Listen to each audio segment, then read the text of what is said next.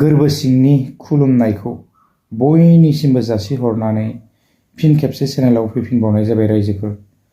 जायफोरा इन्टारेस्ट मोनो नैबे आपडेट्सखौ लालांनो हागोन आरो नोंथांमोना भिडिअखौ नायलाङोब्लानो जाबाय।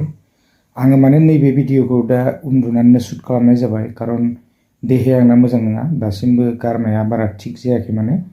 थ' आङो दाखालि खिन्थाखादोंमोन, बेबायदिनो फेसबुकआव होना होखादोंमोन आं माने एसे बेसर मारा होनानै माने गारमाया खसेब जानानै दं आंना, हाद्रि हाबदों माने। थ' जेन हक दा माने फेसबुक खुलिनो हाया, ओरैबायदि माने मोनबा गेरेन्टि ना, मोनबा गेरेन्टि। थ' गोबांथार मोनबा गेरेन्टि पस्ट खालामगासिनो दङ। थ' बिनि सायावनो सावरायगोन। थ' बिनि सिगां बयनिसिमबो गोसो गोरबोनि खुलुमनायखौ जासिहरग्रोनाय थाबाय। थ' रायजोफोर जागायलांदिनि। आरो बयबो मिथिनो मोनखादों भिडिअआ माबे टपिकनि सायावहाय जानो थांगोन ना। थ' सावरायलांदिनि नोंथांमोननिथिं माबायदिहै मोनखो रांफोरखौहाय। थ' बे मोनबा गेरेन्टिनि रांखौ एसे कमेन्ट बक्सआव खिन्थाहरोब्लानो जाबाय। थ' जोङो मिथिनो मोनदों दिनैहाय इलेक्सननि सिगाङाव जितु मानगोनां हाग्रामा महिलारि सारा जेरैबायदि प्रतिश्रुति होलांदोंमोन, थ' मावफुंबाय। थ' जोबोद मोजां आरो बिग कंग्रेचुलेसन होननानै बुंनांगोन जोङो। नाथाय थ' नोंथांमोनथिं माबायदिहै मोनदों मानसिफोरा एसे कमेन्ट बक्सआव खिन्थाहरदो आरोना। थ' आङो माने गाव पार्सनेल मोननायखौ आं लुबैयाखै। जेन हक जोंफोर मोनाब्लाबो जेबो अरजाया।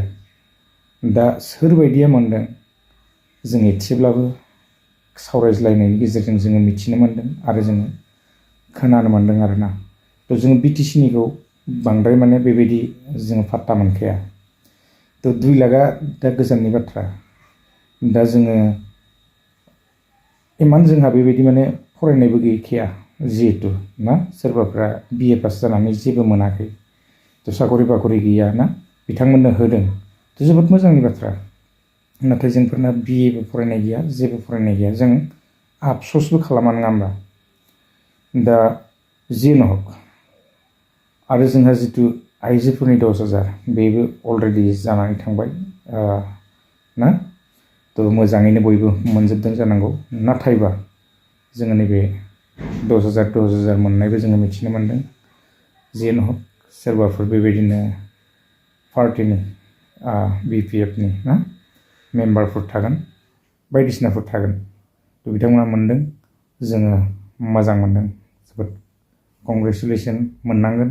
बिथांमोनाबो जेबो बेबायदि दरमा पाति गैया नङा होमबा। थ' दिनै मोनखानांगोन। आरो मोनाब्लालाय सोरथो खस्थ' खालामनो। माबा मोनसे बेनिफिट नङाबाथ', बिनिमय नङाबाथ' रावबो जेबो खामानि मावनो हायाना, नङा होमबा दिनैनि दिनावहाय। दा जेन हक जोङो मिथिनो मोननाय बाथ्राया बेसो जे दिनैहाय जायफोरा माने मोनथावनाबो नङा, थ' जेरावनाखि गावनि न'आवनो नाम सोनानै लादों ना, दिनै न'आव 2-3 रानलायनानै जानाय बायदि जादों। थ' बिनि जायगायाव बै गोरिबफोरनो होयोब्ला मा जायोमोन, गावबा गाव सासे लानानै। थ' जोङो दिनै बेबायदिखौ नुनो मोन्दों आरो जोङो दिनै मिथिनो मोन्दों रायजोफोर। थ' बेयो परिबर्तन जागोन ना गाव गावनि लाबा-लाब जागोन। थ' जोङो दिनै बेनिफ्राय मिथिनो मोन्दों। आरो दाखालि आङो मोनसे भिडिअ ओंखायनो होखादोंमोन ना, पलिटिक्सआव थगायनो हायाब्ला जेबो गैया आरो जाय लिगेलि थागोन बे सेस ना। थ' आङो दाखालि बेखायनो मोनसे भिडिअ होखादोंमोन आरो जोङो बिनिफ्राय जोङो बुजिनो मोनखादों पलिटिक्स माने थगायनानै जानाय। थ' दिनै जोङो बेखौसो मिथिनो मोन्दों। आरो बेबायदि खालामबाय थायोब्ला दिनै देशआव जौगागोन ना। थ' समा खिन्थागोन रायजोफोर। आरो जोंहा दा फैबावगासिनो जितु इलेक्सननि उनावहाय बे जितु इयुथ्सफोरनि 2 लाख बेबायदि स्किमा फैफिनगोन, बा 15,000 टटेल बिटिसिनि 5,000 बेबायदिनो 20,000सो जाहैगोनदां ना। थ' जोङो आपडेट्सफोर मोनगोन, निस्सय लाबोगोन।